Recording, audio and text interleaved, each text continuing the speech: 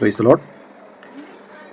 ఈరోజు తపస్కాలం 3వ రోజు మనం నేర్చుకోబోయే అంశం శోధన.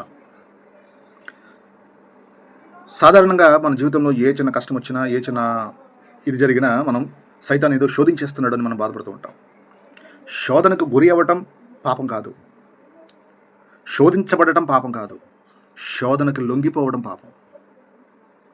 మరొకసారి చెప్తున్నా, శోధించబడటం పాపం కాదు, శోధనలకు గురి కావడం పాపం కాదు, శోధనలకు లొంగిపోవడం పాపం. మత్తయి సువార్త 4వ అధ్యాయం 1వ వచనం నుంచి 11వ వచనం వరకు మనం చూస్తే, అక్కడ కొండ మీద యేసుప్రభువారు 40 రోజుల ఉపవాస దీక్షను పాటిస్తున్నప్పుడు సైతాను వచ్చి యేసుప్రభువారినే, సాక్షాత్తు దైవకుమారుణ్ణే శోధిస్తుంది. అర్థమైంది కదా?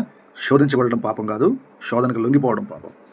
ఇక్కడ మొట్టమొదట సైతాను యేసుప్రభువారికి ఆశ చూపించింది ఏంటంటే, నువ్వు ఇప్పుడు ఆకలితో ఉన్నావు కదా, ఈ రాళ్ళను రొట్టెలుగా చేసుకుని తినమన్నప్పుడు ప్రభు చెప్తున్నారు, మానవుడు రొట్టె వలన కాక దేవుని వాక్కు వలన జీవించున్నాను.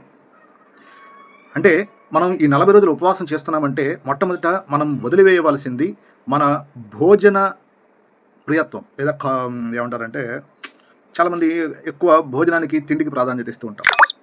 దానికోసం కాదు, దేవుని వాక్యానికి ప్రాధాన్యత ఇవ్వండి. ఈ 40 రోజులు మనం వాక్యానికి ప్రాధాన్యత ఇచ్చుకుంటూ పోతే అది అలవాటు అయినప్పుడు మన జీవితాంతం మనం దానికి అంటిపెట్టుకుని ఉంటాం. ఆ తర్వాత సైతాను ప్రభువాన్ని ఇంకొక శోధన అనమాట.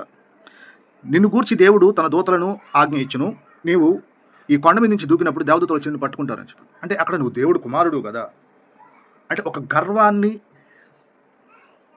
ఒక శోధనగా దేవుని కుమారుడి ముందుకు తీసుకుని వచ్చింది. అంటే రెండవది, శోధనలో రెండవ భాగం గర్వం. అక్కడ క్రీస్తు ప్రభు వారు చెప్తున్నారు, ప్రభువైన నీ దేవుని శోధించొద్దు అని.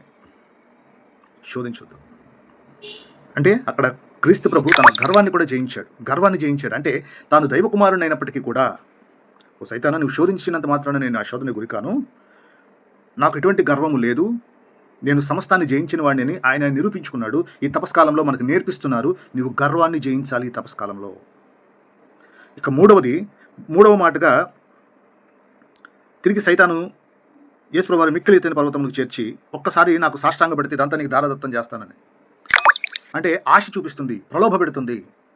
ప్రభు చెప్తున్నారు, సైతాను పొమ్ము, ప్రభు అయిన దేవుని ఆరాధింపము. అంటే నువ్వు ఆరాధించవలసింది ఈ లోకాన్ని కాదు, నువ్వు ఆరాధించవలసింది ఈ లోక సంపదలని కాదు, నువ్వు ఆరాధించవలసింది ఈ లోకంలో ఉన్నటువంటి సమస్త వ్యసనాలను, ఆశలను కాదు, ఈ దేవుణ్ణి ఆరాధించాలి. అంటే ఈ తపస్కాలం 40 రోజుల్లో నీ ప్రార్థన సమస్తాన్ని విడిచిపెట్టి కేవలం దేవుణ్ణి మాత్రమే ఆరాధించేదిలా ఉండాలి.